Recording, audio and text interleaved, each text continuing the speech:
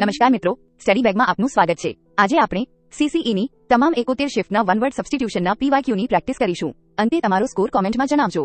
ચાલો સ્ટાર્ટ કરીએ। A person who is enable to pay his dates એટલે કે જે વ્યક્તિ પોતાના દેવા ચૂકવી શકતી નથી।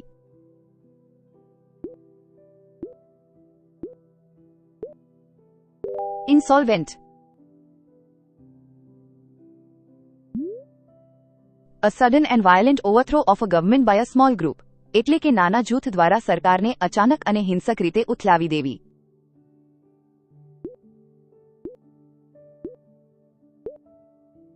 coup,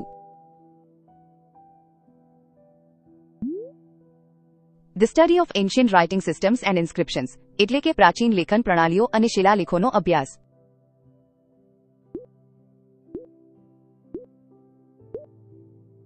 Paleography,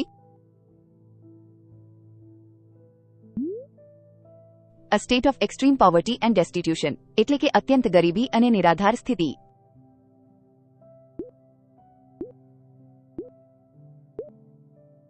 Penury,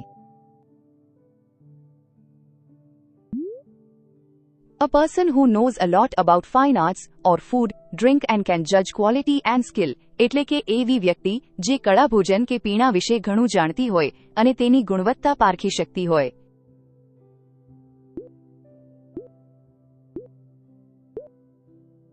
Connoisseur,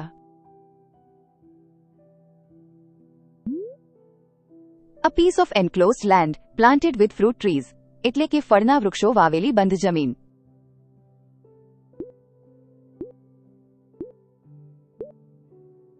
Orchard,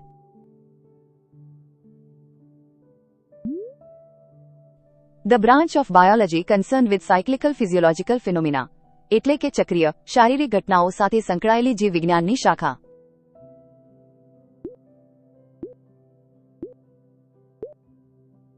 Chronobiology, a person who compiles dictionaries એટલે કે શબ્દકોશ તૈયાર કરનાર વ્યક્તિ।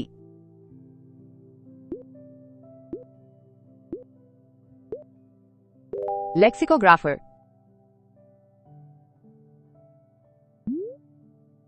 expert in the scientific study of birds એટલે કે પક્ષીઓના વૈજ્ઞાનિક અભ્યાસમાં નિષ્ણાત।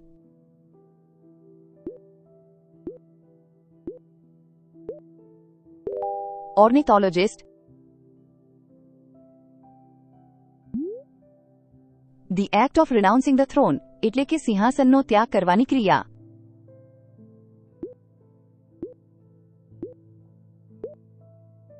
Abdication,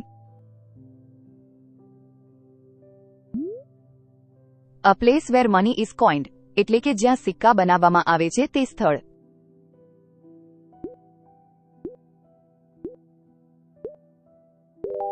Mint,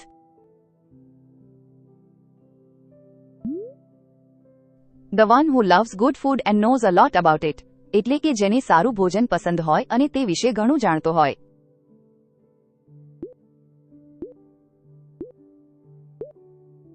Gourmet, government by officials એટલે કે અધિકારીઓ દ્વારા ચાલતી સરકાર।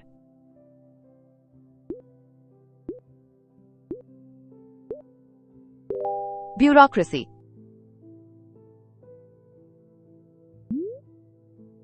a person who deliberately sets fire to a building એટલે કે ઇરાદાપૂર્વક ઇમારતને આગ લગાડનાર વ્યક્તિ।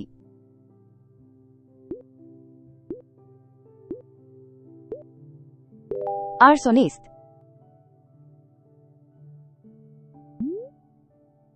making marks that cannot be removed એટલે કે એવા નિશાન બનાવવા જે ભૂંસી ન શકાય।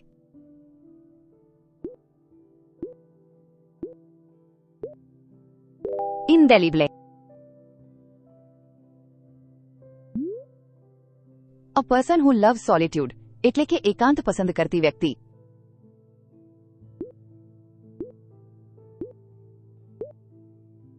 Introverts,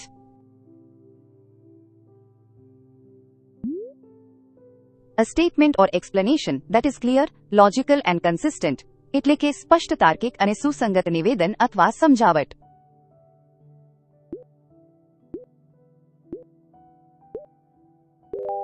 coherent.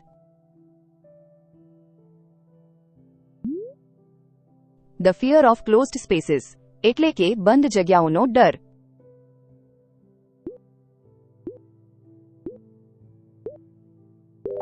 Claustrophobia.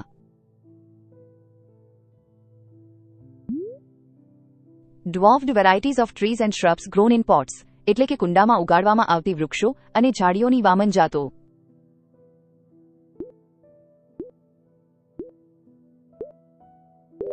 Bonsai.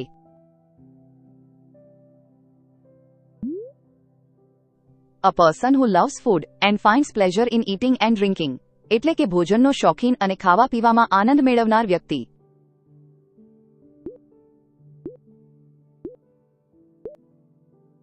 Gastronome.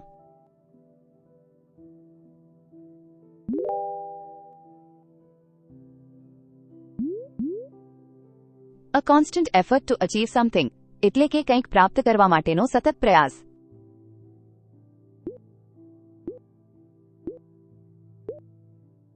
Perseverance.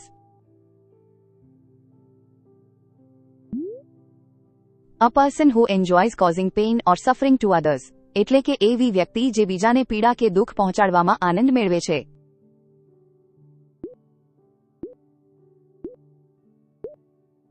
Sadist.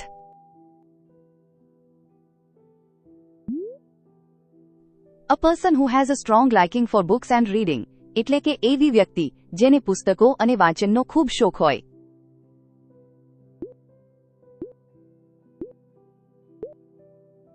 Bibliophile.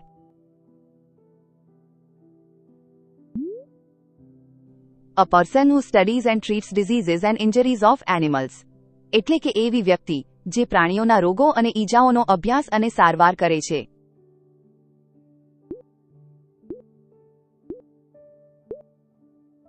Veterinarian.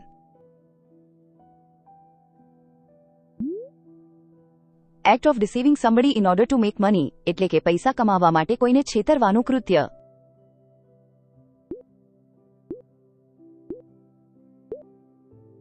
Fraud.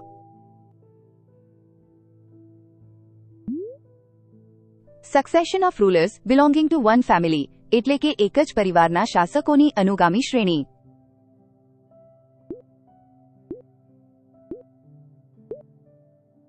Dynasty. A person who promotes the welfare of others through charity, એટલે કે જે દાન દ્વારા અન્ય લોકોના કલ્યાણને પ્રોત્સાહન આપે છે.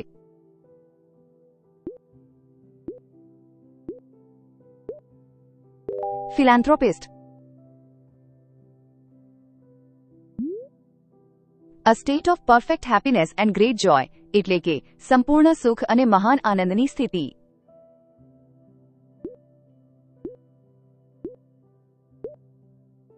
Euphoria.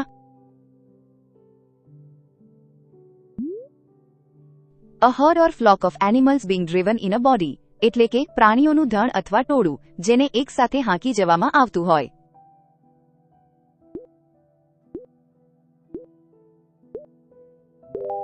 Drove. A family of young animals, એટલે કે પ્રાણીઓના બચ્ચાઓનો સમૂહ.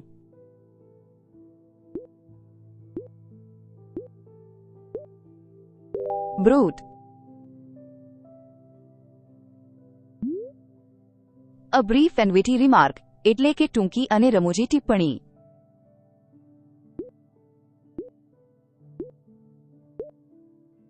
Quip. The fear of spiders, એટલે કે કરોળિયાનો ડર.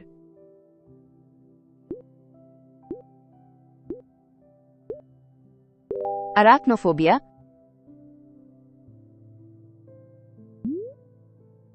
The act of speaking or writing in support of someone or something, એટલે કે કોઈના કે કોઈ વસ્તુના સમર્થનમાં બોલવાનું કે લખવાનું કાર્ય.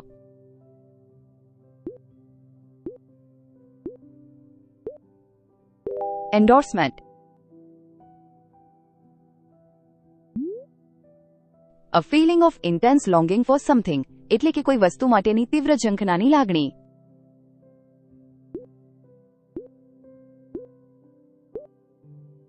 યર્નિંગ. વિડિયો જોવા માટે આભાર. તમારા કેટલા જવાબ સાચા પડ્યા? કોમેન્ટમાં જરૂર જણાવજો. વિડિયો ગમ્યો હોય તો લાઇક, શેર અને સ્ટડી બેગને સબસ્ક્રાઇબ કરવાનું ભૂલશો નહીં. જય હિન્દ.